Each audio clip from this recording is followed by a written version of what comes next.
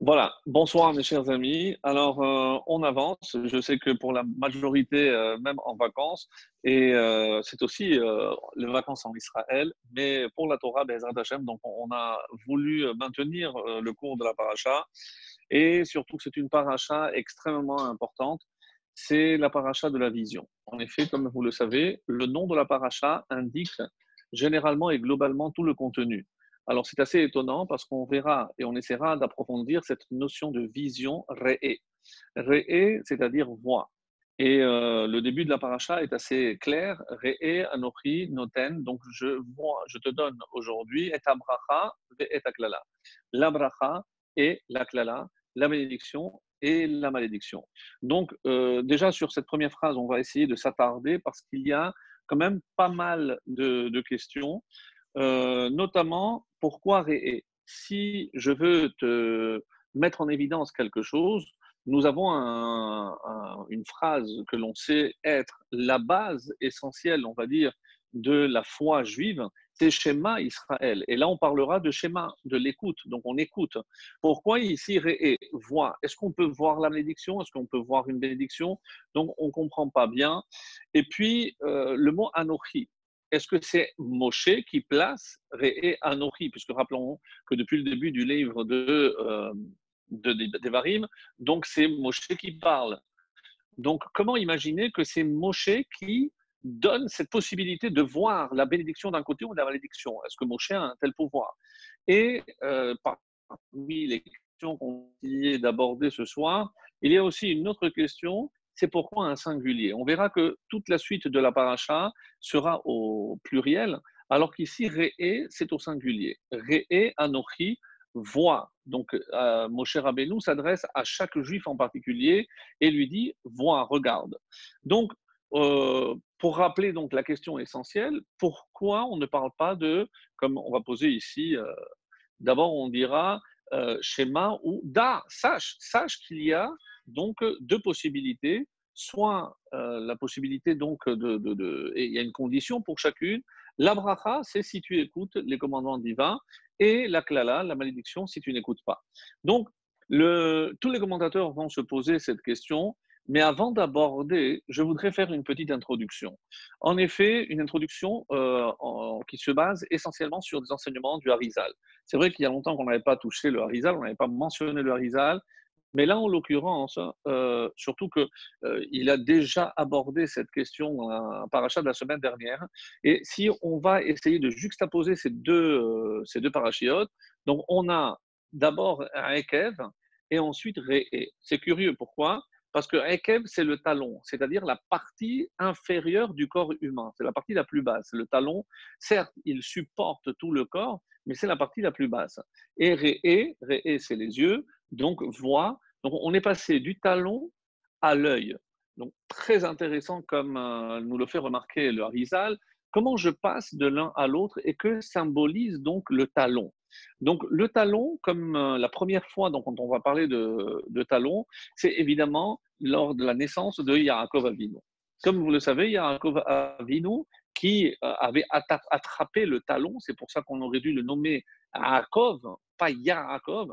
Et qu'est-ce qu'il a saisi? Il a saisi la dernière lettre du frère qui l'a précédé, parce qu'il est dit qu'il est né déjà presque formé. Et en hébreu, un enfant ou quelque chose qui est formé, la asot, c'est faire, quelque chose qui est déjà fait, formé, c'est asouille, donc et fait de. Alors normalement, et c'est comme ça que le Midrash va préciser, Esav, nous on le connaît, mais il aurait dû s'appeler Asouille, celui qui est fait. Qu'est-ce qu'il a fait Yaakov? C'est symbolique bien sûr. Il a pris le Yud, la dernière lettre de Yaakov, et en prenant cette lettre, cette dernière lettre, il en a fait chez lui la première. C'est ce qui va donner Yaakov. Donc on prend le Haakev, le talon, on fait précéder du Yud et ça donne Yaakov.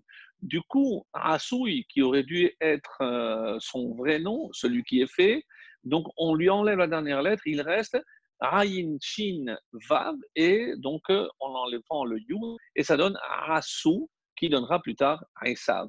Donc ça, c'est évidemment pour, on va dire, la technique, la grammaire. mais évidemment qu'il se cache des profondeurs et des enseignements extrêmement, extrêmement importants. Alors, qu'est-ce que ça veut dire que le rôle de Yaakov, c'est récupérer le talon de son frère Esav? Alors, vous connaissez déjà un petit peu le fonctionnement et vous avez déjà suivi d'autres shiurim, mais surtout la manière de présenter du Harizal qui parle souvent de la nature des âmes, des différentes âmes.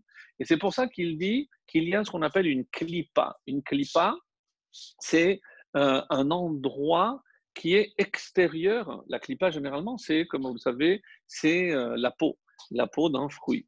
Donc, klipa, quelque part, c'est quelque chose qui est extérieur. Alors, il y a l'essentiel, le fruit lui-même, et la klipa. D'une manière générale, chaque fois qu'on fait quelque chose de bien, c'est pour nourrir l'essentiel. Et lorsque ce n'est pas fait dans une bonne intention, par exemple, comme on va voir tout à l'heure, donc on alimente en quelque sorte les forces du mal, puisque un autre nom de Kelipa, c'est Sitra Achara, c'est l'autre côté, le côté du mal. Donc, que s'est-il passé? Alors, on remonte à l'origine. Lorsque Adam a fauté, on sait que et Adam contenait en lui-même toutes les âmes futures qui devaient descendre. Après la faute de Adam Arishon, on dit qu'il y a eu des nitzotzot, des étincelles d'âme qui sont réparties dans le monde. Et maintenant, il y a un endroit où des étincelles de sainteté, de pureté, donc sont échues quelque part dans des endroits et on appellera cet endroit Rekev. Pourquoi Yaakov tient le talon de son frère? Parce que dans le talon de son frère sont cachées des âmes extrêmement importantes. Donc, il n'est pas question ici d'une prise purement matérielle ou physique. C'est que le rôle de Yaakov sera récupérer les étincelles qui se trouvent dans le talon. Le talon, c'est-à-dire cette partie cachée chez Esav. Et c'est pour ça que, d'après le Harizal, cet endroit où sont cachées ces étincelles s'appelle Akev. Et pourquoi Esav serait-il intéressé à garder ces étincelles d'âme? Eh bien, tout simplement parce que ce sont des âmes d'une extrême importance. Toutes les âmes qui vont être récupérées dans ce qu'on appelle ici le Akev, dans ce talon, cette fameuse clipa, ce sont des âmes qui vont contribuer au sort, au devenir, non seulement du projet messianique, mais de toute l'histoire du peuple juif et évidemment donc de l'humanité. Et par exemple, pour n'en citer que quelques-unes, nous verrons que les plus grands sages, en commençant par Shemaya et Aftalion, étaient des convertis. Donc maintenant, vous avez compris que ramener ces âmes, c'est par le biais de la conversion. Donc, que je convertis quelqu'un, je récupère ces âmes-là, et c'est pour ça que l'Arizal expliquera qu'il n'est jamais question, un non-juif ne pourra jamais devenir, on ne peut pas changer foncièrement son essence, c'est-à-dire son âme, si ce n'est que cette âme était déjà, même si c'est anachronique, même si c'est un terme qui ne correspond pas, mais cette âme est déjà juive. C'est-à-dire cette âme appartient au clan d'Israël. Mais, comme on l'a expliqué, donc elle a été échue dans la clipa de Esav. Donc, on va voir donc toutes ces âmes revenir. Donc, Rabbi Meir, Rabbi Akiva, Unkelos. Et pour nous montrer que même Moshe Rabbeinu va aussi s'atteler à cette tâche qui est considérée comme une des plus importantes qui soit. En effet, Moshe Rabbeinu va ramener trois âmes, et les trois, c'est pendant son vivant, ces trois âmes qui vont avoir une influence extraordinaire dans son vécu. La première, bien sûr, c'est Bithia. Bithia, la fille de Pharaon. Vous imaginez, c'est le dictateur par excellence qui voulait l'extermination de tous les garçons, et c'est sa fille elle-même qui va élever le futur libérateur. Donc pour nous montrer que quelque part, Moshe a compris, et petit à petit, évidemment, elle a fait cette démarche en quelque sorte, mais Moshe considérera toujours Bithia comme une première ou une deuxième maman, si vous mettrez dans l'ordre que vous préférez, et c'est pour ça qu'on dit que Bithia a fait évidemment une conversion en bonne et due forme. Ça, c'est la première. Donc, nous connaissons aussi l'autre personne qu'il va convertir, c'est Yitro. Comme vous le savez, on va dire aussi, on va donner un exemple tout à l'heure. Et enfin, sa femme Tsipora, la fille de Yitro. Donc on voit ici que Moshe s'est occupé et préoccupé de ramener ces âmes qui étaient dans la clipa qu'on a dit, qui s'appelait Ekev, et il les a ramenés au Bercail, il les a fait revenir au sein du clan d'Israël par le biais de la conversion. Donc, d'où l'importance de cette conversion qui consiste donc à récupérer ces âmes perdues. Alors, il est vrai que, ça on a dit que c'est la première catégorie d'âmes, mais il y a aussi une autre catégorie d'âmes qui s'appelle Ekev. Et celles-ci, elles sont aussi perdues, mais elles ne sont pas chez Esav. Il n'y a pas besoin de faire une conversion. De qui s'agit-il? Eh bien, malheureusement, de tous ces juifs qui sont perdus parce que assimilés, parce que complètement éloignés de toute connaissance et toute pratique de la Torah ou du judaïsme. Donc, quelque part, comment je peux imaginer que ces âmes-là, elles appartiennent au clan d'Israël lorsque je vois ce comportement? Donc, nous avons tous un devoir de ramener ces âmes au sein du peuple juif. Le Balatania, donc le rédacteur du Tanya, donc le livre, le Sefer, fondateur de la Chassidoute, donc il a donné un exemple magnifique et il dit que celui qui s'occupe d'une âme perdue, donc si je fais revenir un seul juif, donc j'aurai une récompense de 1 pour 1000, c'est-à-dire un juif, 1 heure que je vais consacrer, c'est comme si j'avais consacré 1000 heures. Qu'est-ce que cela veut dire? Autrement dit, la récompense de pouvoir ramener une âme au sein de la Torah est récompensée 1000 fois. Je pourrais dire, mais plutôt que de m'occuper des autres juifs, peut-être que je devrais, moi, étudier davantage. Alors, c'est comme si on lui disait, ben, si tu as étudié 1 heure et le reste, tu t'es occupé des autres juifs éloignés, eh ben, c'est comme si Dieu va te compter comme si tu avais étudié 1000 heures. Et c'est pour ça qu'à partir de là, donc cette chassidoute, connue aujourd'hui sous le nom de Chabad, donc pour eux, donc ils ont dans leur mission d'aller chercher justement toutes ces âmes perdues en faisant donc l'écho de l'enseignement du Balatania qui a préconisé que c'était un des rôles essentiels de chaque juif de pouvoir consacrer du temps. Alors, ne pas peut-être en faire la mission essentielle, mais organiser un cours chez soi, etc. Donc, et veiller à ce qu'il y ait des juifs un peu éloignés qui puissent venir. Vous avez écouté un bon cours, le partager avec quelqu'un pour essayer de le réveiller, de le ramener petit à petit à la pratique et à la connaissance de la Torah, autrement dit, de sa propre histoire. Donc, pardon, donc c'est extrêmement important et c'est tout cela qui est contenu dans le mot de Hekev. Et donc maintenant, on va voir maintenant comment on est passé à Réé. Eh bien, on nous dit que justement, lorsque j'ai récupéré ces âmes qui étaient tellement élevées et qui se trouvaient tellement à un niveau tellement bas, eh bien, par le fait de les ramener, je les élève au rang de Réé, au rang de l'œil. Et donc, ils sont passés en quelque sorte du talon à l'œil. C'est pour ça que on compare évidemment tous les chachamim, mais on considère que les chachamim au sein du peuple juif, ils sont les yeux de la nation. Pardon, parce que ce sont eux qui voient et à travers leur vision, eh ben, nous aussi, on voit le monde comme eux nous le disent qu'il faut le voir. Donc ça, c'était on va dire dans un premier temps, une introduction, mais on va aller un peu plus loin. Parce qu'on expliquera qu'il y a plusieurs niveaux, et donc si on va rentrer un peu plus dans le détail, c'est-à-dire dans l'œil. Donc vous avez remarqué que dans l'œil, donc il y a aussi trois parties. Trois parties qui sont le blanc, le noir et à l'intérieur l'iris.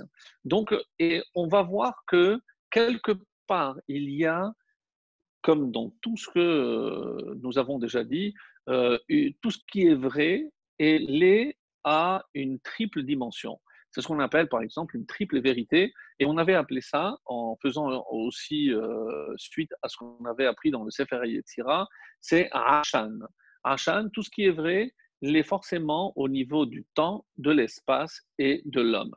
Autrement dit, lorsque je parle de l'œil, je suis en train de dire que c'est au niveau de la façon de voir. Et qu'est-ce que maintenant c'est sage? Ben, j'ai compris maintenant quelque chose, c'est que lorsque ces âmes sont revenues dans le clan d'Israël, ce sont eux qui nous permettent de voir. Rabbi Meir, c'est celui qui, celui qui nous apporte la lumière. Rabbi Akiva, et c'est curieux parce que dans Akiva, il y a aussi Rekev, n'oubliez pas, c'est peut-être une allusion au fait qu'il vient, il provient aussi de Rekev. Donc c'est assez intéressant. Et le premier, bien sûr, c'est Yaakov. Mais comme si, dans sa future mission, c'est récupérer tout ce qui est caché dans le Rekev, dans le talon. Alors, quand je disais qu'il y avait trois niveaux, donc on va essayer d'expliquer en donnant un exemple. Si on prend un exemple, comment je peux voir des choses? Alors, il y a ce qu'on appelle celui qui a le Ruach HaKodesh. Le Ruach HaKodesh, c'est quelque chose qui me permet de voir certaines choses qui ne sont pas visibles. Mais, autrement dit, mais c'est très, très vague, très général. Ensuite, il y a le niveau des Nevi'im, les prophètes. Eux nous font voir, nous font entendre des choses clairement, parce qu'Hachem a communiqué avec eux. Et ensuite, le plus haut niveau, c'est celui de Moshe. Et en expliquant quel est ce niveau de Moshe, on va pouvoir rentrer de plein pied dans la paracha. Mais on va prendre l'exemple que je disais. Je cherche un objet. Je rentre dans une pièce. Donc, j'embrasse la pièce et je sais que cet objet se trouve dans cette pièce. Mais j'ai déjà donc une vision très claire de la pièce avec tous les objets. Il suffit de scanner maintenant la pièce pour trouver l'objet. Ça, c'est le Ruach HaKodesh. Je sais où chercher. C'est déjà pas mal, parce que je sais que ce que je cherche se trouve déjà dans cet endroit. Ensuite, il y a les Nevi'im. Les Nevi'im sont capables, lorsqu'il y a plein de détails, de trouver l'objet qui est désiré. Donc, ils ont une vision vraiment avec beaucoup plus d'acuité. La clim, tu fermes la porte. Alors, donc ça c'est au niveau de Nevi'im, exactement. Donc les prophètes, donc eux, voient des choses que le commun de mortel ne peut pas voir forcément. Et c'est la raison pour laquelle, donc en perdant la prophétie, comme on l'a déjà expliqué les cours précédents, donc ça a été remplacé par les sages. C'est pour ça que les sages sont appelés aussi Aene Haeda, les yeux de l'assemblée. Ce sont eux qui sont censés nous dire comment voir les choses. Et puis, il y a Moshe. Alors, Moshe est ce qu'on va dire hors catégorie. Pourquoi? Parce que Moshe n'a pas besoin de rentrer dans la pièce et même à travers les murs, il est capable de voir ce qu'il cherche. Donc, c'est une vision qui n'a rien de physique. Moshe a une vision extraordinaire. Et n'oublions pas qu'il s'apprête à quitter le peuple juif.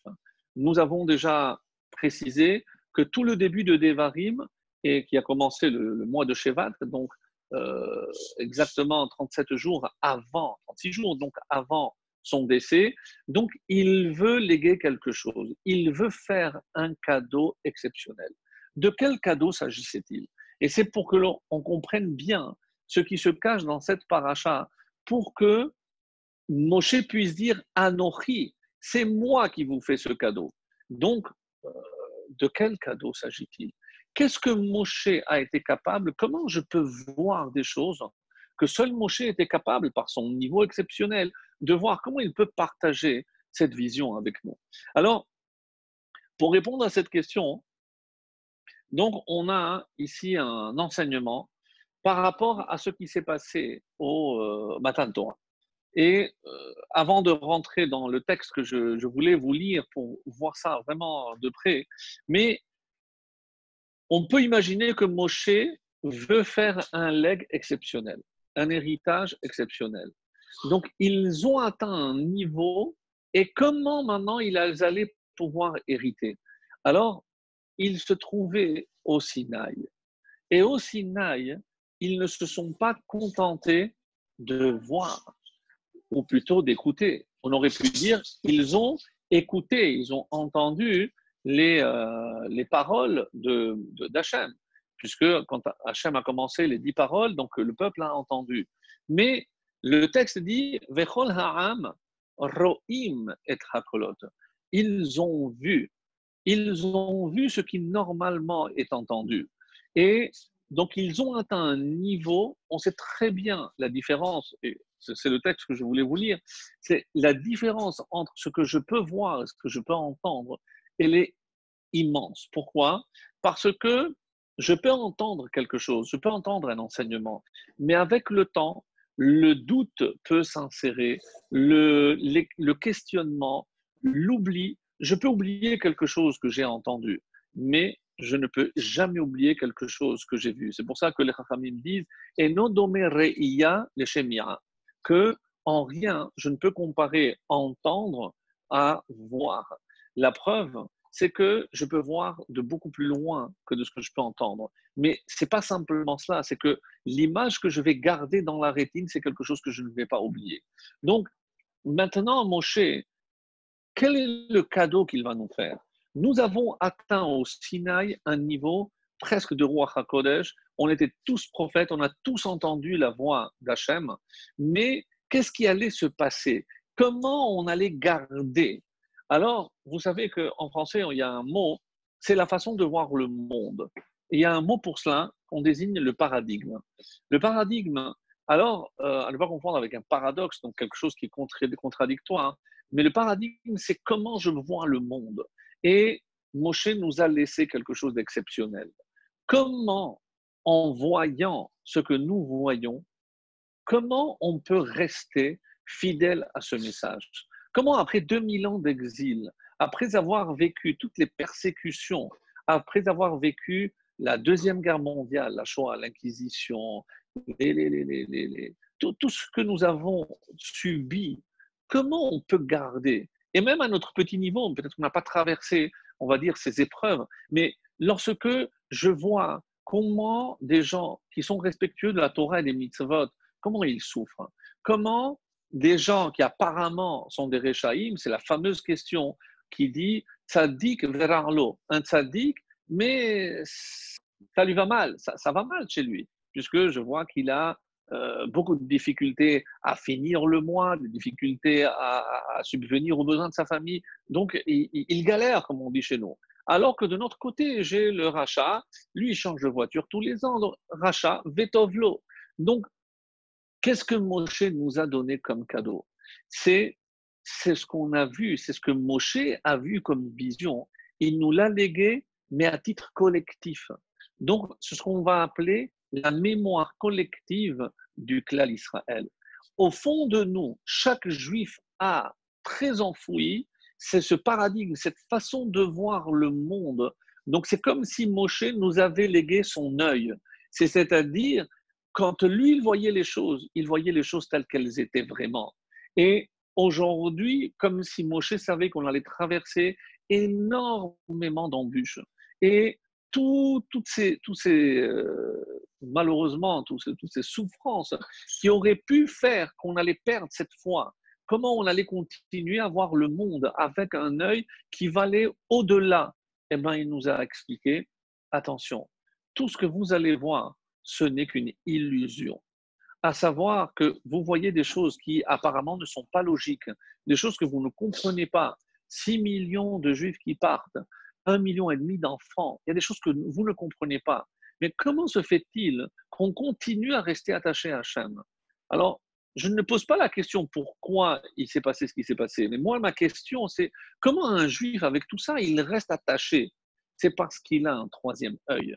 C'est cette paracha Réé nous révèle une vision qui va au-delà de la vision purement physique. Et à qui on doit cette vision? C'est Moshe. Réé Anochi Noten. Moi, c'est moi, Moshe, qui vous donne. Et ça répond à toutes les questions. Qu'est-ce que je vous donne? Réé. C'est-à-dire la façon de voir aujourd'hui. Sache qu'il y a deux façons de voir le monde, bracha et klala. C'est-à-dire qu'il n'y a pas de moyen intermédiaire. Dans la vie d'un juif, ou je me dirige vers le bien, ou l'inverse. Il n'y a pas de mi-chemin. Alors, vous allez me dire, oui, mais c'est extrêmement difficile. Nous, on n'a pas le niveau de Moshe Rabbeinu, c'est vrai. Mais dans la mémoire collective du Ham Israël, Moshe a gravé. Et c'est pour ça que même si je dis que c'est la mémoire collective, mais il a fait un effort, Moshe, Re'e Anochi Noten. regarde, moi je te donne, à toi en particulier. C'est-à-dire que toi, tu vas détenir à partir de maintenant ce paradigme que tu vas essayer de transmettre. Et dans les gènes, nous avons tous cette façon de voir le monde qui, appelez ça émouna, appelez ça comme vous voulez, peu importe. Mais cette force, cette façon de voir le monde, que même lorsque je ne comprends pas, je continue à avancer parce que je sais que l'histoire est devant moi, eh ben, je ne me retourne pas et je sais que je dois aller de l'avant. Malgré toutes les embûches que nous allons connaître, malgré toutes les questions auxquelles on n'aura pas de réponse, mais on a une force et c'est comment voir le monde aujourd'hui encore avec tout ce qui se passe. Donc, que des Juifs ne puissent plus venir comme ils le désirent en terre d'Israël. Qui eût pu imaginer un jour qu'on allait fermer le ciel pendant des mois et des mois? Des choses incroyables. Donc, le Juif, eh ben, c'est ce qu'il possède. C'est ce paradigme que Moshe nous a légué. Eh ben, moi, je dois voir derrière ce rideau opaque qui apparemment me cache une vérité. Et c'est pour ça que dans le Zohar, c'est clairement dit, comment est appelé ce monde? Alma Deshikra. C'est un monde, moi je ne dirais pas de mensonges, mais c'est un monde d'illusions. C'est-à-dire les choses ne sont pas ce que je vois. Et alors comment voir à travers le voile en quelque sorte? Eh bien, à savoir, si je vais chercher en moi parce qu'elle est enfouie, c'est ce qu'on pourrait appeler ce troisième œil. C'est cet œil que Moshe nous a légué de voir les choses. Et de quoi on parle? De quelle chose on parle? Eh bien, d'une seule, mes amis, la vérité. Parce que la vérité aujourd'hui, elle est cachée. Comme il est dit que Hachem, il a jeté la vérité à terre. Donc même maintenant, il y a énormément de boue. Donc elle est cachée. Donc j'ai beaucoup de mal à voir, à la trouver. Mais Moshe, c'est peut-être le plus beau cadeau qu'il nous ait fait. Et c'est pour ça qu'il utilise le mot Anochi Noten. Donc, je comprends, c'est pas quelque chose que Dieu donne, la bracha et la klala, mais cette façon, qu'est-ce que Moshe nous donne? Re'e. Et c'est pour ça qu'il utilise le verbe re'e. C'est pas je donne la bracha et la klala. Ça, évidemment, ça vient d'Hachem. Mais re'e Anochi Noten. Regarde, c'est moi qui te le donne. C'est qu'est-ce que je te donne? La façon de voir le monde. Ça, c'est une première explication que j'ai trouvée magnifique parce que c'est d'une beauté, mais ça n'explique pas tout. Puisque, encore une fois, ça ne parle que de la vision par rapport à l'homme. Et je voudrais, à ce titre, avant de continuer, apporter un pasouk. Comment j'ai la preuve que même une âme qui vient de l'extérieur, elle peut être l'œil pour le peuple juif? C'est inconcevable. Je ne parle peut-être pas de Rabbi Meir, Rabbi Akiva, ça, il n'y a pas besoin de preuves. Mais je vais choisir un passage où on voit que la Torah nous le dit clairement par rapport à qui? Par rapport à Yitro. Et c'est dans la paracha de Beha'alotra, donc pour la référence, c'est Bamidbar, le chapitre 10, le verset 31. Je vais le lire parce qu'il est extrêmement intéressant et c'est tellement clair que ça va sauter, c'est le cas de le dire aux yeux. Et comment Rashi, donc d'une manière extrêmement subtile, va nous résumer tout ce qu'on a dit pendant pratiquement une demi-heure. Exceptionnel. Alors le verset, j'ai dit, c'est le 31 et il dit comme suit. Vayomer, c'est Moshe qui parle à Yitro. Alna ta'azovotano, de grâce, ne nous quitte pas. On a besoin de gens comme toi au sein de nous. Qui alken yadata, parce que c'est pour ça que tu connais chanotenu bamidbar, les raisons de notre campement dans le désert. Tu sais maintenant tout ce qu'on a fait dans le désert et pourquoi on a dû camper. Une allusion au don de la Torah d'après certains. Et la fin du verset, vehayita lanu le'enayim, tout ce que je viens de dire. Et tu seras pour nous le'enayim, des yeux. Quel rapport? Qu'est-ce que ça veut dire les yeux? Pourquoi Yitro serait les yeux du peuple juif? Alors, plusieurs possibilités selon l'explication de Rashi. Je vous apporte celle que moi je veux. Donc, la première, vous pouvez la lire, c'est la Shon Avar. Donc, tu as été pour nous, tu nous as permis de voir que pour établir peut-être des tribunaux, on a suivi ton conseil. Ça, c'est par rapport à un regard extérieur. C'est d'après le Pshat. Et il dit Davar Acher. Une autre explication. La Shon Atid. Là, on n'est pas dans le passé. Vehayita, et tu seras pour nous, donc dans le futur. Kol davar vedavar sheit'alem me'anenu tiye me'ir anenu. Incroyable. tout ce qui pourra disparaître de nos yeux, ou parce qu'on ne verra pas, alors, toi, Meir Ainenu, tu vas éclairer nos yeux. Tu vas nous permettre de voir ce que nous, un jour, on sera incapable de voir. Davar acher, shetehe chaviv alenu kegalgal ainenu shene'emar va'ahavtem et hager. Et ça, c'est la troisième explication. Pas, qui ne touche pas forcément ce qu'on disait, mais oui, parce que pourquoi il dit ici que tu seras pour nous comme les yeux, parce que on sait, on dit en français les prunelles de nos yeux, quand quelque chose nous est très cher. Et c'est ce que Rashi essaye de dire ici en précisant Shete'er chaviv alenu. Tu vas être cher pour nous, kegalgal ainenu, comme les prunelles de nos yeux. Pourquoi? Parce que nous, on a un devoir dans la Torah, va ahavtem et hager. On a un devoir d'aimer le converti.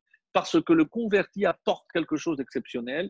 Et si on fait allusion à tout ce que nous avons vu depuis le début, grâce au Harizal, on comprend que ce qu'on aura récupéré toutes ces âmes qui se trouvent encore enfermées dans cette klipa, dans cette, on va dire, dans cette forteresse, dans cette prison, eh ben, on aura enfin le Mashiach. Donc, clairement, Vehayita lano, nous, tu seras pour nous comme des yeux. Alors, maintenant, dans la suite du cours, avant d'arriver, parce que je vous ai promis qu'il y a forcément l'espace, le temps et l'homme. Donc, nous nous sommes concentrés jusqu'à présent sur la première partie, c'est-à-dire Réé. Comment un homme peut avoir cette vision-là, et c'est la vision dont on parle. Il nous manque maintenant l'espace et le temps.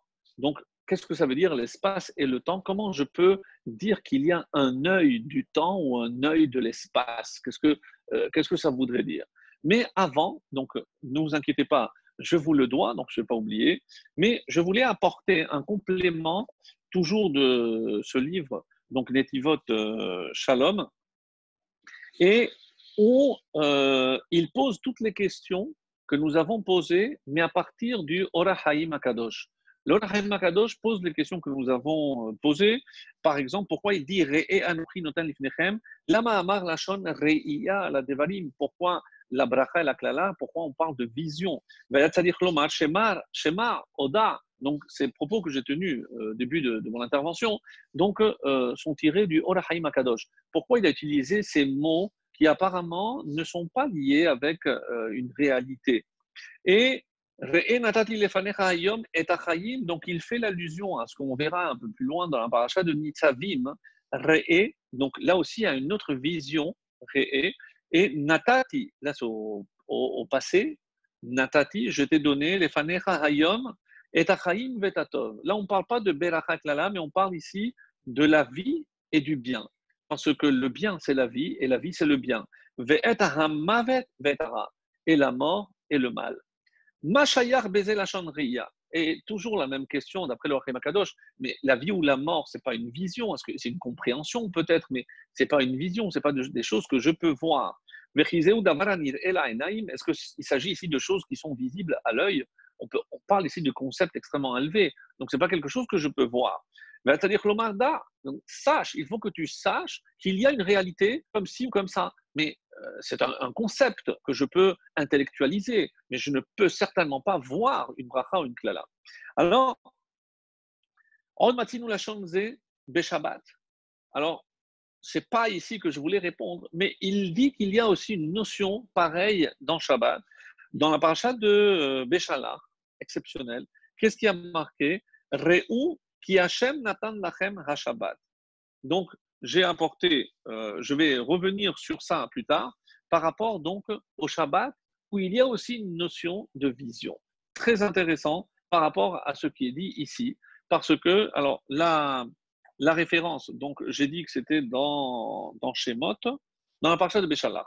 Dans la paracha de Béchalach, et si vous voulez un peu plus de détails, je crois que j'avais noté la référence. Oui, c'est dans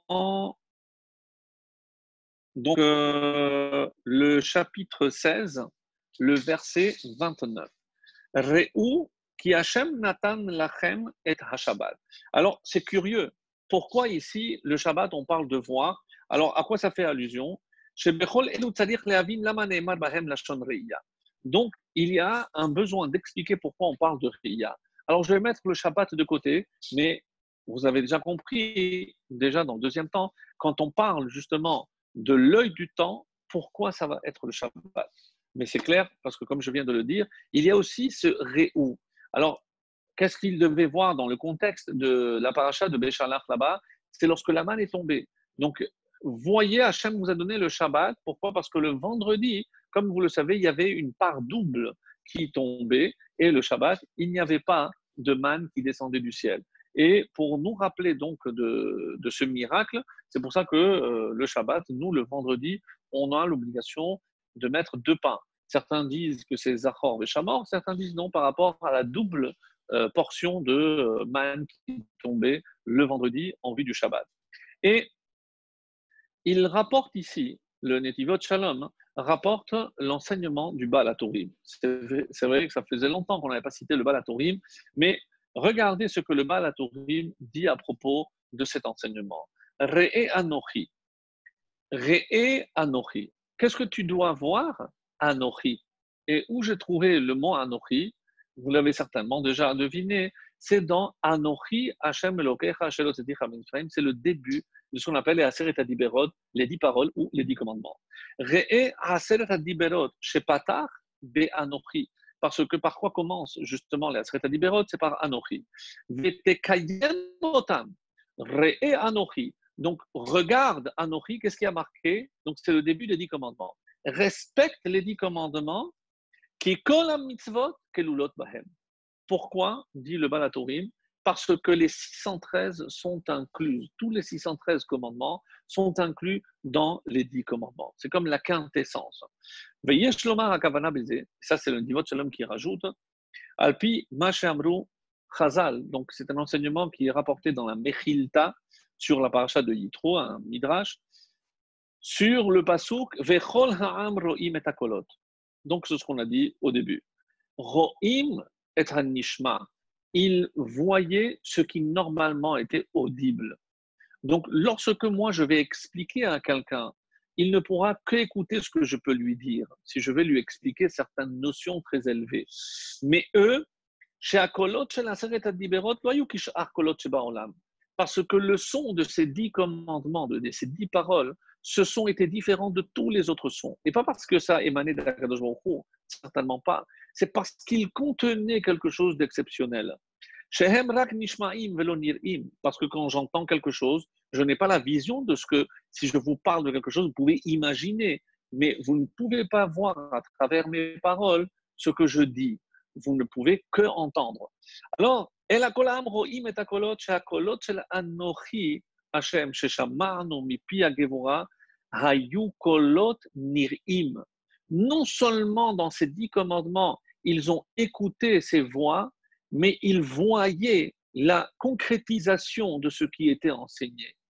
Donc c'est comme si, et c'est pour ça que ça a frappé et qui a réussi, d'après ce qu'on vient d'expliquer grâce au Arizal, c'est Moshe qui a fait en sorte que ça soit ancré en eux, cette façon de voir même ce qui est audible. Vechol Israël ra'u et anochi Hashem Elokecha. Ils ont vu, ils ont atteint un niveau que seul Moshe, par exemple, avait atteint. C'est le niveau de la vision supérieure, suprême. C'est voir des choses qui sont très, très au-dessus de ce que l'homme peut, ne serait-ce qu'appréhender. Ve'are, il continue, Shehashrashata emuna shel anochi. C'est-à-dire maintenant, on va dire que c'est cette façon d'enraciner la emuna. Parce que qu'est-ce que c'est ce premier commandement, Anochi Hashem? C'est la foi en Dieu. Donc ça a été tellement bien ancré dans chaque juif. Hein. C'est c'est comme s'ils voyaient, pour eux c'était tellement clair, il était inconcevable de ne pas croire en Dieu. Une fois qu'ils ont entendu et vu en même temps ce que Hachem était en train de leur transmettre. Alors je suis sûr que vous êtes en train de vous poser la question, mais oui, mais alors s'ils avaient atteint ce niveau, comment ils ont pu fauter après par la faute du veau d'or? Donc là aussi, comme vous le savez, c'est par rapport à une mauvaise vision. Comme le Midrash rapportera, que c'est le Satan qui a montré le corps inerte de Moshe, que c'est son âme qui s'est élevée, et en voyant et en croyant ce qu'ils avaient vu, c'est comme ça qu'ils ont perdu en quelque sorte ce niveau exceptionnel et ils ont pu par la suite fauter. En tout cas, pour faire en sorte que cette vision et cette foi soient réou enecha, que ce que tes yeux ont vu reste à toujours gravé. Donc, on nous a en quelque sorte, on a gravé en nous à travers nos gènes, et c'est pour ça que on explique que même les convertis étaient, leurs âmes étaient au Sinaï, parce qu'il fallait que ce message soit gravé à l'intérieur de chaque âme. Et je terminerai en rajoutant que, puisque la suite quand même du verset nous parle de et abracha vetaklala, l'abracha et la klala. Alors, nous, on va traduire ça, que la bénédiction et la malédiction. Mais ça va beaucoup plus loin. Quelle est la plus grande bénédiction? Et c'est pour ça que si je regarde la suite du verset, Asher tishmeu el mitzvot Hashem. Donc, et haberacha im tishmeu Asher tishmeu el mizot Hashem Elokechem. Donc, si, quand vous écouterez les paroles d'Hachem, et ce n'est pas une condition comme par rapport à la klala. Pour la klala, c'est marqué im lo tishmeu, si vous n'écoutez pas. C'est au conditionnel. Mais ici, c'est marqué Asher tishmeu. C'est lorsque vous écouterez. C'est parce que c'est inévitable. Chaque juif terminera par entendre cet appel exceptionnel d'Hachem. Et quelle est la plus grande bracha? Asher tishmeu el mizot Hashem. C'est pas tu auras la bracha quand tu écouteras. Non, tu auras la bracha Asher tishmeu. Et quelle est la plus grande bracha que je te donne? C'est que tu puisses écouter et accomplir toujours les mitzvot de la Torah. La plus grande joie, la plus grande bracha pour un juif, c'est l'opportunité qu'il a d'accomplir les mitzvot et ainsi s'attacher à Kadosh Baruch Hu, au Créateur du monde. Et il va expliquer maintenant pourquoi le singulier. Alors maintenant, on a la réponse aussi, pourquoi on a utilisé un singulier. Et il dit maintenant pourquoi c'est la Shon Yachid. Parce que si je dis que ça se rapporte au Aseret Adiberot, et comment c'est Aseret Adiberot, ça parle toujours au singulier. Comme c'est marqué, Lotir Tsar, tu ne commettras pas de meurtre, Lotin Af. Donc on parle à la deuxième personne, c'est au singulier, tout est au singulier, Lotachmod. Et Veata un baiser. Mais pourquoi maintenant même les Aseret Adiberot sont au singulier? Il donne une raison magnifique. Parce que Aseret Adiberot ne'emru lekol Yehudi veYehudi les fum dargato. Parce que chacun a, on va dire, sa capacité auditive. Donc chacun entend avec sa sensibilité, même si la parole est la même. Et on le voit aujourd'hui encore, lorsque dans un shiur, dans un cours de Torah, eh ben, il y a 40, 50 personnes, personne n'entend exactement la même chose. Alors, un bon cours, dit-on, c'est lorsque chacun se sent concerné par les propos du Rav. C'est vrai, mais moi je vais au-delà. C'est que chacun a trouvé dans les mots du Rav un message qui lui est propre. Et ça, évidemment, c'est ça la qualité. C'est pour ça que les Aseret et Liberot sont en singulier. Parce que chacun selon son niveau. Selon son niveau, pas évidemment un niveau intellectuel, un niveau de sensibilité qui fait que pour lui, il entend, c'est comme s'il dit, selon son niveau. Parce que chacun, c'est comme si on adaptait le message au niveau de chacun. Et on avait dit, pourquoi, si c'est tellement plus élevé, réé, alors pourquoi, parce que pour ça, par exemple, on a expliqué qu'on n'a pas utilisé le verbe schéma ou écoute ou sache. Et alors pourquoi on dit schéma Israël, si on dit que c'est la phrase par excellence de la foi en Dieu?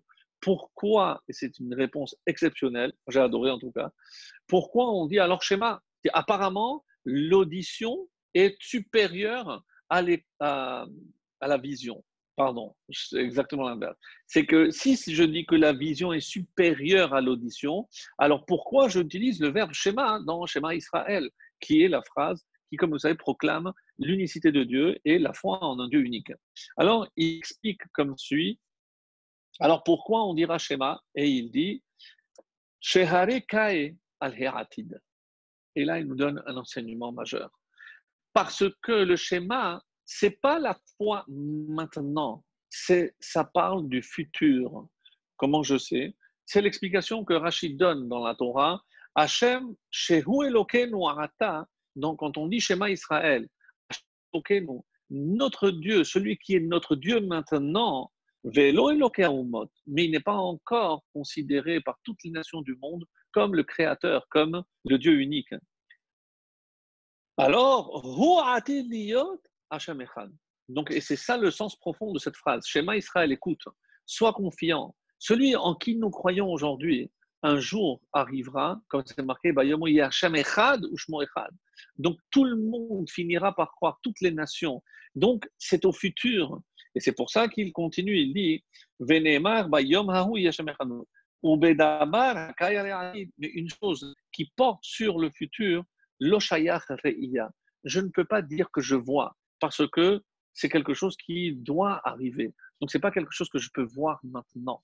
Donc, je ne peux pas utiliser le présent, je suis obligé d'utiliser le futur. Et du coup, ça nous répond aussi à notre question. Pourquoi il y a marqué re'e anochi noten?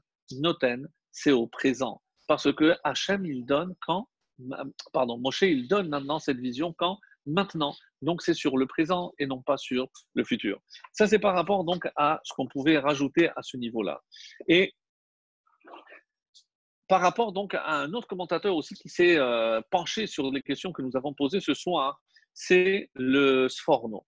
Le Sforno, on ne le cite pas souvent, mais ici, l'Orgedayahu, le Rav Scherer, donc apporte aujourd'hui donc cette explication que j'ai trouvée aussi très originale. Le Sforno dit Rabbi Taur'e shelo yiyeh eonecha al ofen benoni kemu shehu aminhag berob. Attention, ne fais pas comme la majorité des gens. Ils voient les choses, mais ils aperçoivent des choses sans les voir vraiment. Comme la différence entre entendre et écouter. Parce que sache qu'aujourd'hui, je vous donne que le choix, c'est dans tout ce que l'on va faire, eh ben, c'est soit il s'inscrit pour le bien, ou soit ça s'inscrit pour le mal. Et il rapporte ici un enseignement extraordinaire du Chovot Alevavot, le devoir des cœurs, Rabbi Yahya Ibn Pekuda. Et dans le Sha'ar Avodat Elohim, au chapitre 4, il dit comme suit toutes les petites choses qu'un homme fait dans son quotidien, dans son train-train quotidien, Kegon Achila, Shtiya, par exemple manger, boire, etc. בהכרח הוא נכלל או בגדר מצווה, אם הוא נעשה לשם שמיים, או בגדר עבירה, אם אין הוא נעשה לשם שמיים. Et il nous apporte un enseignement extraordinaire. Parce que nous, on se dit, quand est-ce que je fais une mitzvah? C'est parce que je mange kasher, parce que j'ai vérifié, j'ai fait ma tefila, j'ai consacré un temps à l'étude, j'ai fait du bien à quelqu'un. Mais dans le fait de manger, je ne vois pas que ça soit en soi une mitzvah. C'est une erreur. Si je sais que dans la vie d'un juif, tout ce qu'il fait, ou ça s'inscrit pour le bien, ou pour l'inverse. Et vous allez me dire, mais tout le monde mange, oui, mais quand le juste mange, il sait qu'il le mange pour mieux servir à Kadosh Baruch Hu. C'est-à-dire, qu'est-ce que ça veut dire les Shem Shamayim? C'est pas, je mange pas par pur plaisir, même si je peux me faire plaisir, mais je sais que la finalité, c'est évidemment de maintenir le corps et l'âme unis. Ça, c'est la première fonction de l'alimentation, mais c'est aussi donner les forces nécessaires à mon corps pour continuer à servir à Kadosh Baruch Hu. Et c'est ce qu'il va dire. Peu importe l'action qu'un juif fait, mitzvah, si ça s'inscrit dans ce qu'on appelle la définition du bien, si c'est dans le guéder d'une mitzvah, forcément c'est dans le guéder, dans le cadre de ce qui est bien. Même s'il va faire ce qu'il a à faire, mais il ne le fait pas, les Shem Shamayim, alors il faut qu'il sache qu'il va à l'encontre de la volonté divine. Ça, c'est toujours l'enseignement de Chovot Alevavot. C'est pour ça que celui qui transgresse et qui fait une faute, il a manqué L'achato en hébreu, c'est manquer sa cible. C'est-à-dire, il a lancé, mais il a manqué sa cible. Donc, cette force que Dieu lui a donnée pour faire une mitzvah, pour faire le bien, eh ben, il l'a donnée, et comme on l'a expliqué, cette force ira forcément à la klipa, donc aux forces du mal. Et c'est pour ça que la définition du tzaddik, c'est dans tout ce qu'il fait, pas forcément dans la mitzvah, mais dans tout ce qu'il fait, il y a comme une odeur, en quelque sorte, de sainteté. Alors, et, et c'est ce que je termine donc les enseignements du Sforno.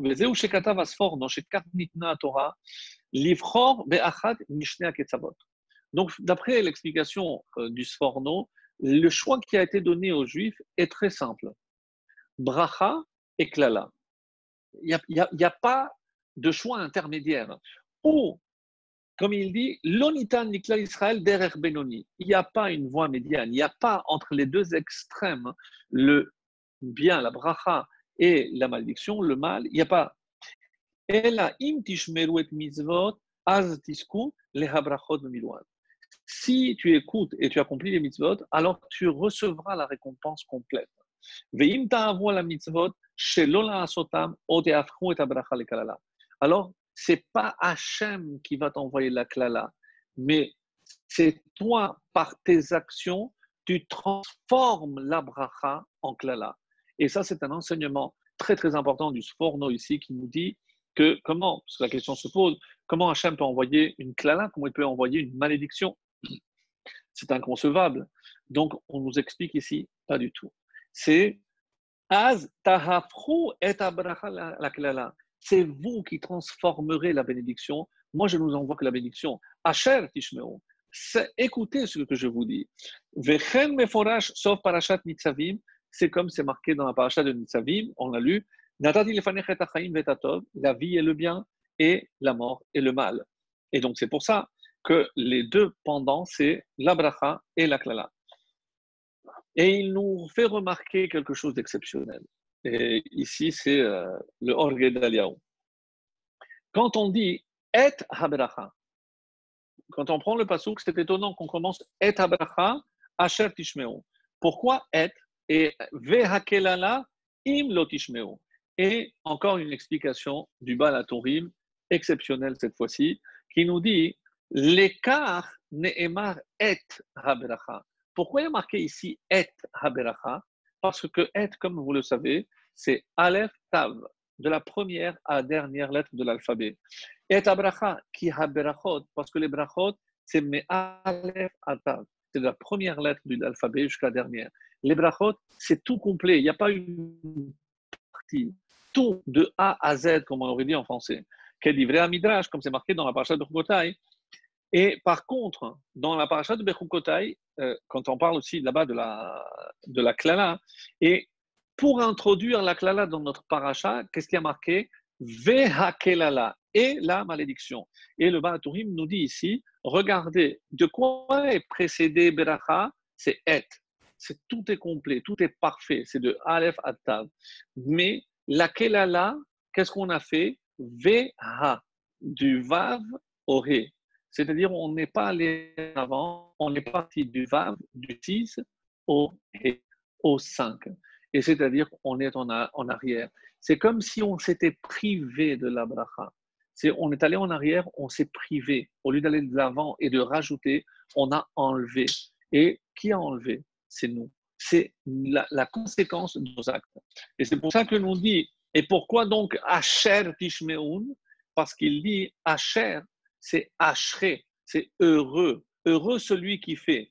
Comme c'est marqué dans Michelet, que nous sommes en train de voir, donc le chapitre 8, 34, Ashré Adam Shomé Ali, heureux l'homme qui m'écoute, comme marqué là-bas, par rapport donc à cette fameuse écoute. Voilà un petit peu ce que je voulais dire. Maintenant, on va revenir sur les deux dimensions qui nous manquaient. Donc, on a donné un petit aperçu par rapport au Shabbat, parce que tout le monde a compris maintenant que l'œil du temps, c'est le Shabbat.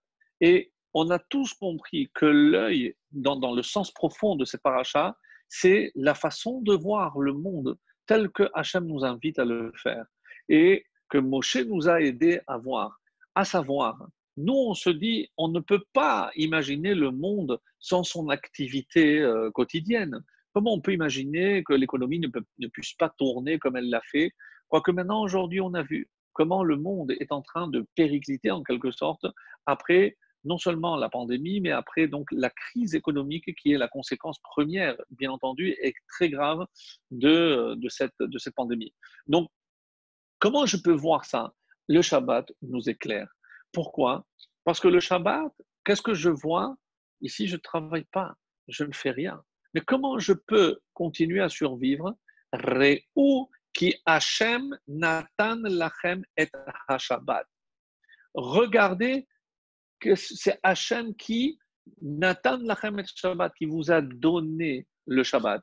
Et le parallèle, Re'e Anochi Noten Lachem, et ici, Re'u qui Hachem Nathan Lachem et Shabbat. Donc c'est exceptionnel, parce que nous sommes en train de voir qu'ici, le Shabbat joue le même rôle. Si je regarde la fonction du Shabbat, je ne cuisine pas, mais je mange. Je ne travaille pas, mais je suis heureux.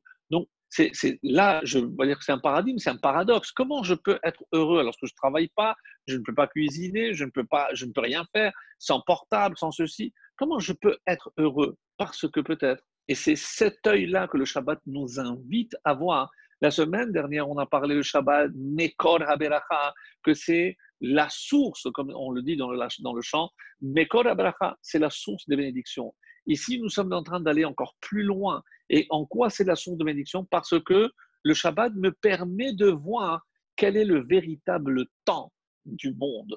Et de la même façon que je peux dire que le Shabbat est un îlot dans le temps, mais c'est plus que cela parce que c'est le Shabbat qui m'invite à voir le temps tel qu'un juif doit le voir, à savoir quel est l'essentiel dans ce monde et qu'est-ce qui est véritablement secondaire.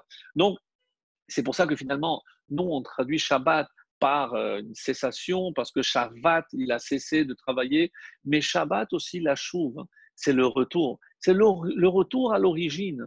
Donc, on dit aussi que le Shabbat, c'est un peu une teshuva, c'est un peu le retour. Teshuva, c'est aussi ha-Shabbat. Donc, c'est le retour, mais le retour à l'origine, le retour à ce temps que Dieu avait créé pour l'homme, où il devait se consacrer exclusivement au spirituel.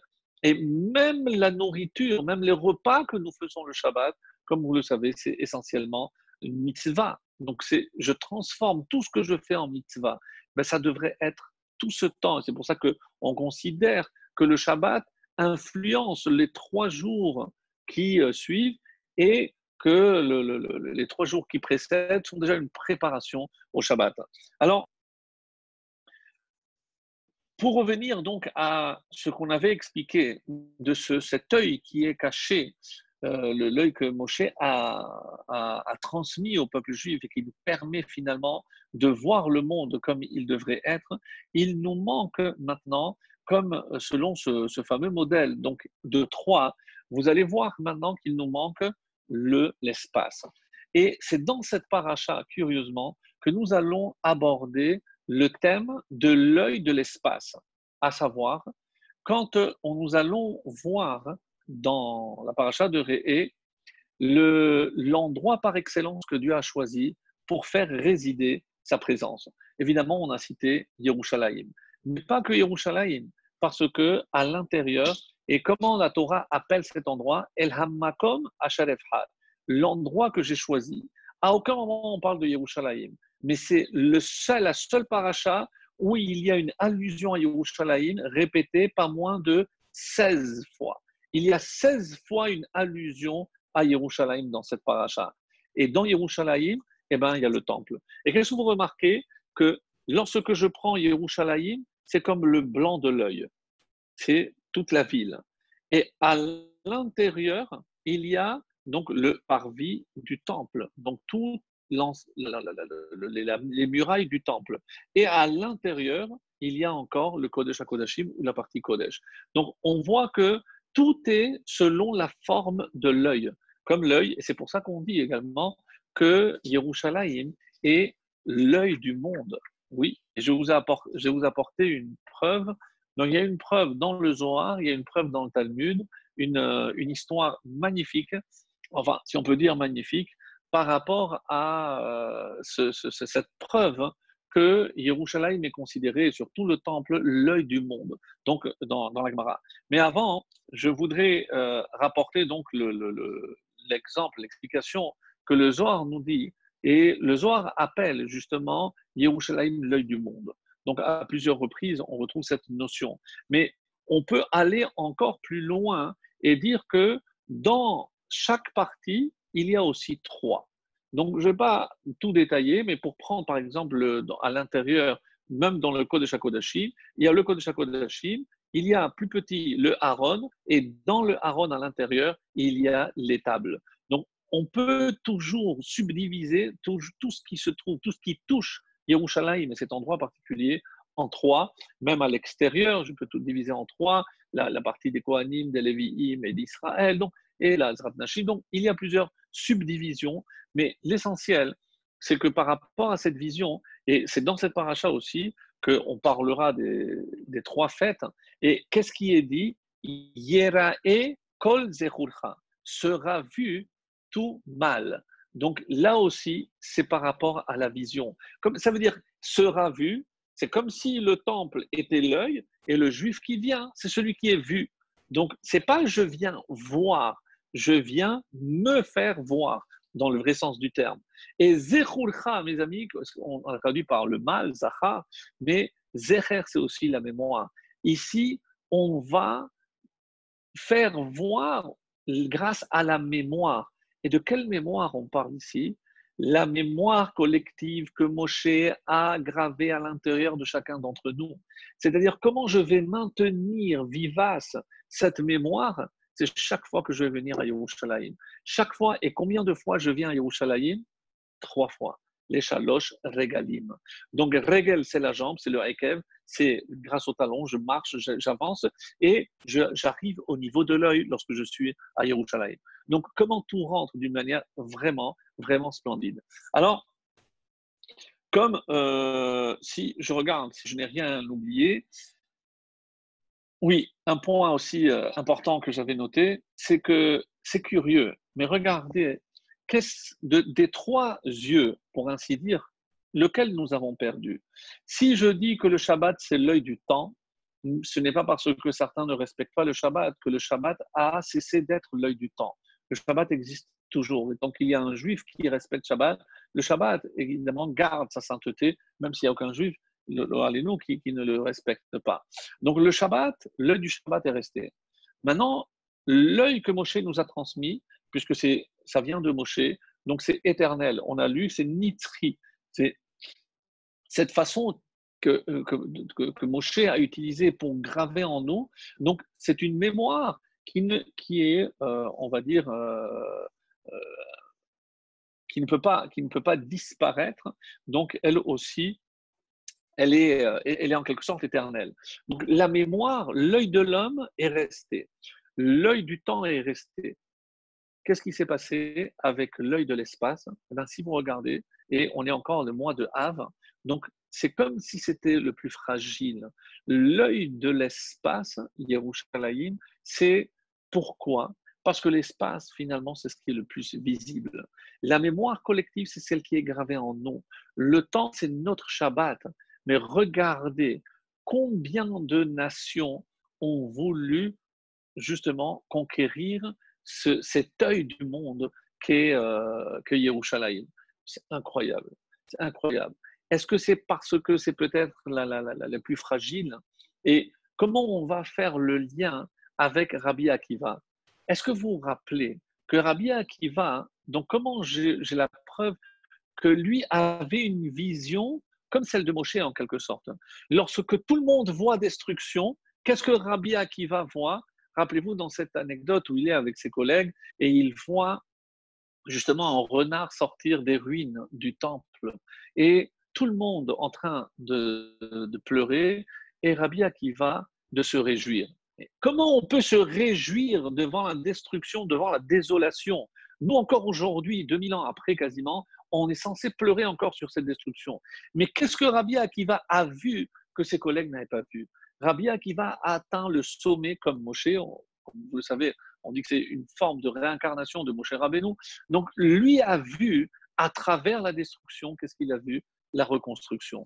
C'est pas simplement parce qu'il avait un paradigme différent des autres, mais parce qu'il avait justement cette capacité de voir derrière le voile et il a été capable de voir la reconstruction. La preuve qu'il va apporter à ses collègues, si vous croyez tout ce que les Nevi'im, tout ce que les prophètes ont annoncé que ça allait avoir lieu, donc en parlant de la destruction, eh ben, tout a été détruit. Mais eux aussi annoncent aussi la reconstruction. Donc pourquoi croire une seule partie et ne pas croire sur l'autre? Donc c'est une vision très optimiste du monde. Donc quelque part, Rabbi Akiva était capable de voir au-delà. Euh, on peut imaginer qu'il ne va pas s'attrister. Évidemment qu'il va s'attrister. Évidemment, je ne vais pas dire à quelqu'un qui vient de perdre un être cher, mais sois content, il va y avoir le triatamétim, la résurrection des morts. Donc, Rabbi Akiva s'est réjoui. Mais est-ce qu'il a vu que ça allait mettre 2000 ans pour être reconstruit? Est-ce qu'il a vu en ce laps de temps, et il va payer de sa chair, lui-même va mourir entre les tenailles des Romains. Donc, est-ce qu'il a vu tout ce que le peuple juif allait souffrir? Mais il a compris que ça faisait partie. Donc, il est allé, il a passé en quelque sorte au-dessus et de son œil vivace, il a vu la reconstruction. Et si nous n'avions pas cette foi que en voyant les ruines du temple aujourd'hui, on sait que ce temple va être reconstruit, et bien c'est ce qui fait que on peut aller au Kotel et se continuer évidemment à se réjouir. Et il me restait maintenant, et ce sera la conclusion, si on termine un peu plus tôt aujourd'hui, on est en vacances, et c'est la conclusion d'où on a la preuve que Yerushalayim est considéré comme l'œil du monde, l'œil de l'espace. Alors, et je vais vous lire un passage dans le Talmud, un passage qui nécessiterait véritablement 1 heure pour le comprendre. Donc, je vais passer vite pour aller à l'essentiel, mais je vais faire une petite introduction avant d'aborder le texte. Nous savons que alors, le traité, c'est Baba Batra, et ça remonte donc à la révolte des Hashmonaïm. Donc, c'est juste un petit peu d'histoire. La révolte des Hashmonaïm, qui, comme vous le savez, va mal se terminer. Et donc, on commence en moins 165 à peu près, où le temple a été récupéré par les Hashmonaïm. C'est la fête de Hanouka. Et le Sanhedrin donc, et le peuple ont proclamé Shimon, le Hashmonaïm, qui était le dernier survivant des fils de Matatyaron, le prince des Juifs. Est-ce que ce n'était pas une erreur d'imaginer que s'il était prince, il pouvait se considérer roi? En tout cas, c'est ce que certains commentateurs disent. Comment se fait-il donc que toute cette dynastie a disparu, a fini par disparaître? Parce qu'ils ont usurpé en quelque sorte le sceptre de Yehuda. Il n'était pas de la descendance de David et il n'avait aucun droit de se permettre d'atteindre et de posséder le trône en quelque sorte. Donc, ensuite arrivera par qui va être renversée donc cette dynastie, c'est par un roi qui passera à la postérité. Alors, c'est très, on va dire, très discuté, très controversé. Est-ce que ça a été finalement un bon roi ou pas? Alors, je vais vous lire le passage de la Gemara tel qu'il est. Chacun tirera ses conclusions. Mais comme je l'ai dit avant de commencer, donc nous sommes dans une période un peu particulière où il y a donc les Hashmonaïm qui ont disparu, il y a un roi qui a pris, a usurpé en quelque sorte le trône royal, et pour se permettre, donc il va épouser une des dernières descendantes des Hashmonaïm, et c'est ainsi qu'il va accéder au trône. Et il y a à côté une secte qui s'appelait les Tzedukim, les Sadducéens, qui était donc de Tzadok à Cohen, qui avait nié complètement la Torah orale et qui voyait justement dans les pharisiens, dans les Talmidei Chachamim, un danger. Parce que eux qui maintenaient la Torah orale vivante, et ben, donc il y avait évidemment une grande opposition. Et c'est pour ça que les Tzaddukim étaient proches de Hérode contre les Chachamim. Et je vais vous lire maintenant le passage pour que vous compreniez ce qui s'est passé à cette période. Hordus Avda de Bet Hashmonai Hava. Hérode était donc un esclave de la maison des Hashmonaïm. Et Natan Einav Beotat Tinoket, il a posé ses yeux en quelque sorte sur une jeune fille. Et pourquoi? Parce que cette jeune fille, comme indiquent nos commentateurs, était une descendante, une des dernières descendantes des Hashmonaïm.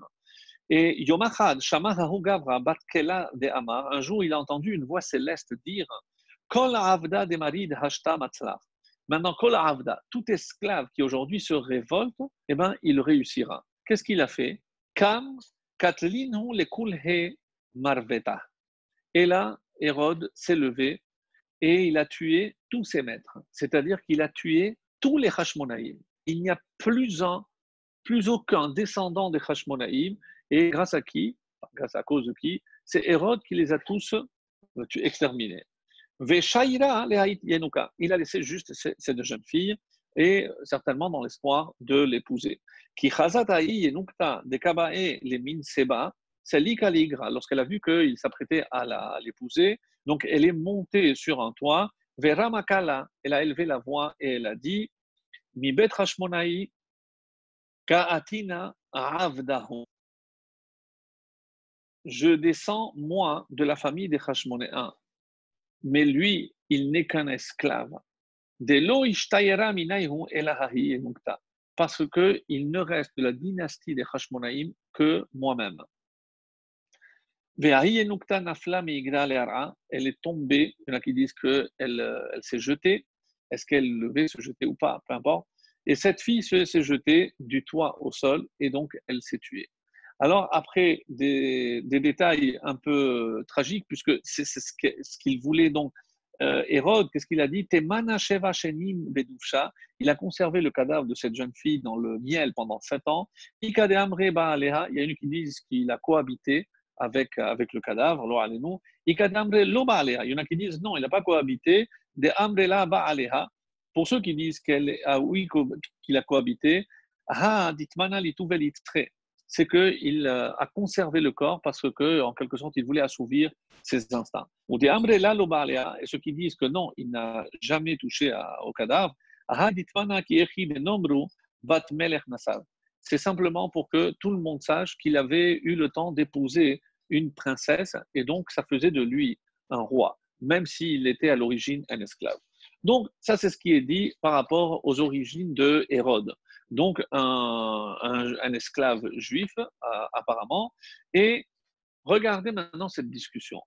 Amar, Mandarish, Mikerev Achecha, donc Hérode, qui connaissait quand même la Torah, il s'est dit Mikerev Achecha Tassim Alecha Meler. C'est du sein de tes frères que tu placeras, tu nommeras un roi. Alors, Rabbanan, qui a dit ça? Que seulement quelqu'un qui est de lignée royale pourra un jour être nommé. Donc il a dit, c'est les sages. Donc il a vu chez les sages donc un danger. Est-ce que Tzedukim était derrière pour le convaincre? Peu importe. En tout cas, qu'est-ce qu'il a fait? Écoutez bien. Kam katlinu le kul herabanan. Il s'est levé et il a exterminé tous les sages. Hérode, non seulement était un esclave, il a usurpé le trône royal, il a épousé une fille de Hashmonaïm, même si elle est morte par la suite, et comme il voyait un danger chez les Chachamim, il les a tous exterminés. Je ne vous ai pas donné, excusez-moi, la référence, c'est Baba Batra, j'ai dit, c'est 3b et le début de 4a. Donc il a exterminé, il a sauvé un seul. Et Shavka le Baba ben Bouta, et il a laissé un sage, Baba ben Bouta. C'est comme ça qu'il s'appelait, les Mishkal Haetza. Et pourquoi il a laissé, vous demanderez-vous? Parce que malgré tout, il voulait avoir un sage pour avoir des conseils avisés. Parce que malgré tout, il avait besoin d'un conseiller. Et est-ce que c'est les Tzukim qui disent non, garde quand même un, on ne sait jamais, ils peuvent être utiles, il pourra être utile plutôt. En tout cas, mais comment il l'a laissé? Ahadarle kelila deyale. Il a mis une couronne d'épines. Certains disent que c'était en peau de hérisson. Donc, il a couvert les yeux avec des pics.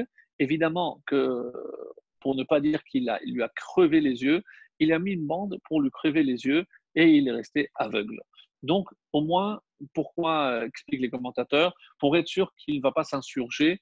Alors, Yom Achad, Ata Veyativ Kame, Donc, mais finalement, Hérode avait quand même des doutes. Est-ce que ces doutes venaient de lui ou les Tsédoukim qui lui ont soufflé à l'oreille, écoute, on ne sait pas si on peut faire vraiment confiance à ce sage. Est-ce que tu es sûr Alors, je lui dis, bon, on va faire un test. C'est en quoi consistait le test? Il s'est fait passer par un ministre, pour un ministre, et en imitant la voix, peu importe, je ne sais pas comment il. Et il a changé sa voix. Et comme il était aveugle, donc il ne pouvait pas savoir qu'il avait en face de lui le roi. Et il lui a dit, donc il est venu, Amar, Chazemar, Hayavda, Bisha, Maïka Avid. Et donc, il se fait passer pour quelqu'un d'autre. Il dit, est-ce que vous, le maître, vous avez vu ce que cet esclave, Avda, Bisha, ce indigne, il a fait en parlant de Hérode? Amarle, Maya Avidle. Mais qu'est-ce que moi je lui ferais? Qu'est-ce que moi je peux faire? Alors il dit à Marley, Niltayema. Donc toi tu es un chacham, pourquoi tu ne peux pas le maudire? Alors Baba, évidemment, Ben Boutin, il ne savait pas que c'était le roi. Hein. Et il dit à Marley, mais c'est marqué, donc dans Kohelet, chapitre 10, verset 20, et il est dit, Gambe Madaacha Melech Altekalel. C'est que tu ne pourras même pas maudire un roi, même dans tes pensées. Donc toi, tu veux que je le maudisse? Certainement pas. Moi, je fais ce qui est marqué dans la Torah. Alors, Hérode, donc toujours, revient à l'attaque. Amarle Hay Lav Melechu. Ça, c'est marqué pour un vrai roi. Mais lui, c'est pas un vrai roi. C'est un usurpateur, c'est un esclave. Alors, il a répondu à Marley, même s'il n'était qu'un simple riche, qu'est-ce qui a marqué dans la suite du verset de Kohelet, d'Ecclésiaste? Même dans ta chambre à coucher, ne maudis pas un riche. Donc, même s'il n'avait pas été, même s'il n'est pas un vrai roi, je ne peux pas maudire un riche. Et et même s'il n'est qu'un prince, eh ben, un nasi, un prince, je ne pourrais pas aussi maudire. Mais tout ce que tu dis dans les versets, c'est lorsque il se comporte comme quelqu'un du peuple, c'est-à-dire, comme explique Rashi et d'autres commentateurs, mais c'est lorsqu'il s'agit de quelqu'un qui accomplit la Torah et les mitzvot. De toute façon, lui, c'est un rachat. C'est Hérode qui parle de lui-même. C'est un rachat. Qu'est-ce que tu t'en fous? Donc, tu peux le maudire, ça n'a rien à voir. Mais lui, de toute façon, il ne fait pas. Et alors, il dit, Amarle, mistapinamine. De toutes les façons, aujourd'hui c'est le roi et moi je crains le roi. Donc je ne vais rien faire contre lui. Qu'il ne soit pas de lignée davidique, aujourd'hui c'est le roi, donc je ne peux rien faire contre lui. Amar les kainish de Azil de l'Emalé. Hérode donc va dire, mais il n'y a personne qui ira dire au roi, donc personne ne le saura. Comment tu peux le maudire maintenant? Nous on est toi et moi, il ne le saura jamais. Amar les Kétiv, mais tu ne connais pas ce verset qui dit, alors, ce verset, c'est aussi dans Ecclésiaste 10, 20, c'est la suite apparemment. Qui enva shamaim yolir et hakol ou baal kenafaim yagid davar. Car l'oiseau du ciel portera le col, le son, et la créature baal kenafaim qui porte des ailes, ailées, yagid davar, elle va rapporter cette chose, donc elle va trahir. Donc, aujourd'hui en français, on aurait dit les murs ont des oreilles. Donc, pas question, je ne vais pas dire. Lorsque, après tout ce qu'il a insisté, Hérode voit comment ce maître de la Torah est resté intact, il n'a pas parlé du mal, même s'il avait des raisons, il vient d'exterminer tous les chachamim, il a gardé sa langue. Il a dit cette phrase exceptionnelle, c'est Hérode qui l'a dit. Amar le'anahu, c'est moi, lui, le roi, c'est moi le roi.